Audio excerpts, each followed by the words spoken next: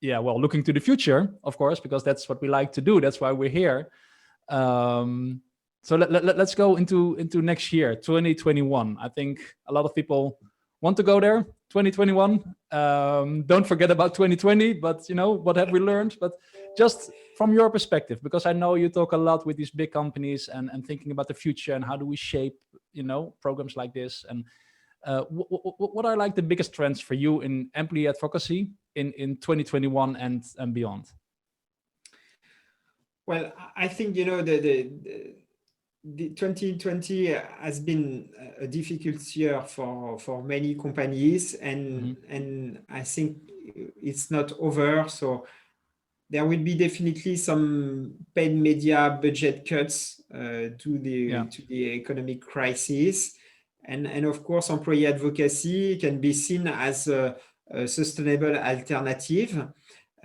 We know that it doesn't mean that it doesn't require any investment, but it can be something that is more optimized, and especially if you start doing some efforts, you will be paid in the long term. Okay, so I think that's the reason why we think that it's a sustainable alternative.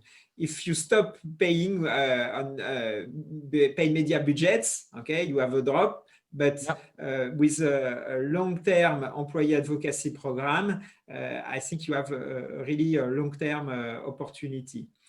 And what we also see that the expectation of LinkedIn users are growing higher because, of course, the level of maturity of people is higher. The quality of the content that is shared is better than ever.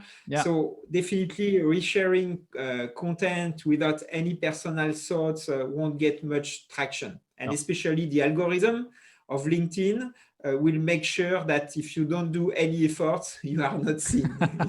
This is Gary V. I don't know if you know Gary V. Yeah, sure. Yeah.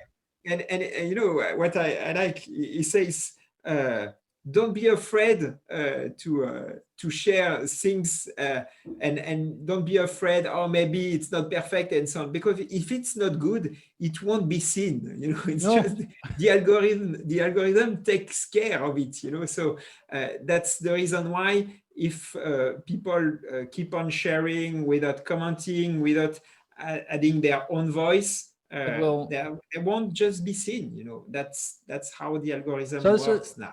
That's actually a beautiful development, I would say, because it's going to be more it's more humanized than it was before. Like before, let's say 6, 7, 8 years ago, maybe it was pushing out content and then you get visibility, and now it's get more and more like content that you want to see, content that will be seen, over content that is not personalized, there's no message in it, there's no added value, and therefore the content will not be seen as much and not be consumed that much. So it's also forcing sellers and marketers to think about what content to put out.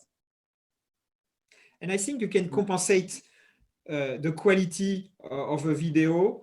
Okay, it might not be perfect, might not be recorded in a studio, but if there is some authenticity, if the content itself is great, okay, you can compensate the fact that the video is not perfect and people are looking for authentic content. So I think it's a great opportunity for all users, but definitely most of our employees have to be supported for that, because it's a step that is not easy to take. So employees need to be supported to be explained, and yes, so that's definitely a trend that we see for 2021.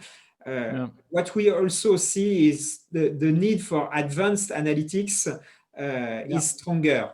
Okay, companies want to better understand the impact of their employee advocacy program, to better understand the return on investment. So having better analytics is a strong trend, I think, for 2021.